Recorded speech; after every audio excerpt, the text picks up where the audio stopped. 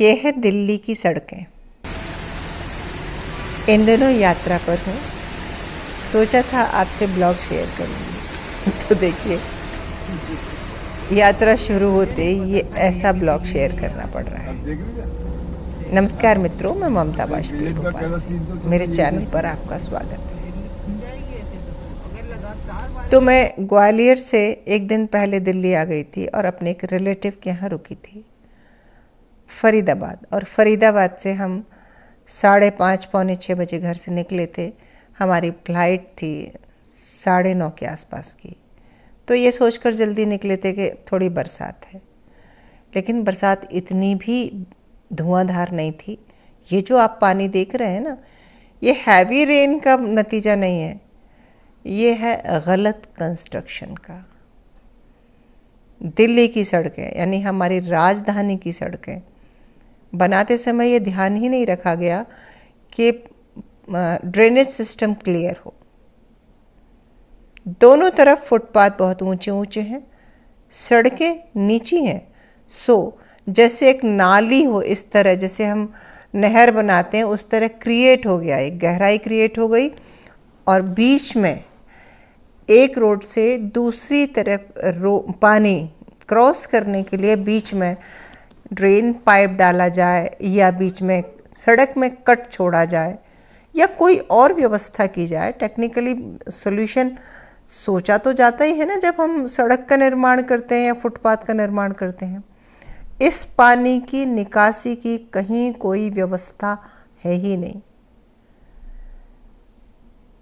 जगह जगह ब्रिज बने हैं, और वो जब लैंड करते हैं ना नीचे, तो उस जगह झील होती है, वहाँ पर पानी, और पूरी पब्लिक परेशान है। मुझे लग रहा है कि पूरी दिल्ली पानी में डूबी है। और ये दिल्ली पानी में इसलिए नहीं डूबी है कि बहुत हैवी रेन्स हैं।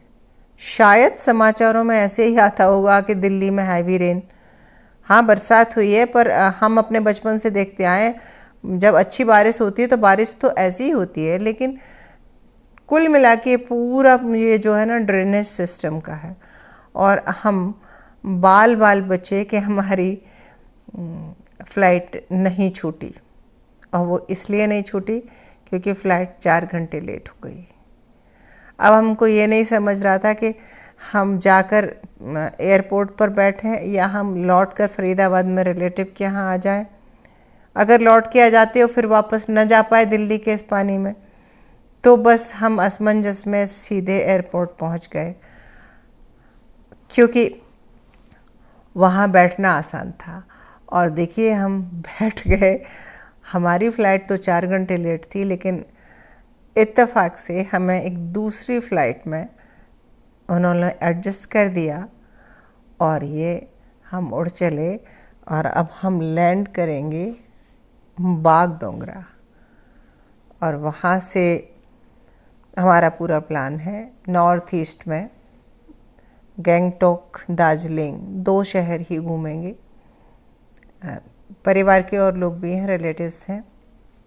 तो हम सीनियर सिटीजन मिलके अक्सर ही साल में एक बार या कुछ दिनों में एक बार प्लान बनाते हैं। तो उस हिसाब से बहुत भटकने का नहीं बनाया है, क्योंकि बरसात तो नॉर्थ ईस्ट में भी है। वहाँ से जब हम आए तो शुरुआत हमारी जाम से हुई थी, दिल्ली के पानी के जाम से। और जब हम बागडोगरा में लैंड किए और वहाँ से जब चले गैंगटॉक के लिए, तो पहाड़ी रास्ता और रास्ते भर जाम हमें मिला। तो हमारी जो यात्रा बागडोगरा से गैंगटॉक तक 4 घंटे की होनी थी, वो शायद 8 या 9 घंटे की हुई। और हमें होटल 5:30 के आसपास पहुंच जाना था, लेकिन हम नहीं पहुंचे। तो हम जब पहुंचे तो हमारा जो शाम का प्रोग्राम था कि हमें ये कुछ साइट्स हमें शाम को देखनी थी, वो सब मिस हो गया। खैर, सुकून की बात यह है कि हम इतनी सारी चीज़ों से जूझते हुए पहुंच गए हैं। और ये मेरा पहला ब्लॉग है। कुछ ब्लॉग छत के रिकॉर्ड करके और मैं शेड्यूल करके छोड़ आई हूँ, तो बीच बीच में वो ब्लॉग भी छत के भी आपको मिलेंगे और मैं ये ब्लॉग भी आपको ट्रैवल का दूंगी। कैसी लगी दिल्ली की बाढ़, कैसा लगा ब्लॉग, कमेंट करके ज़रूर बताइए।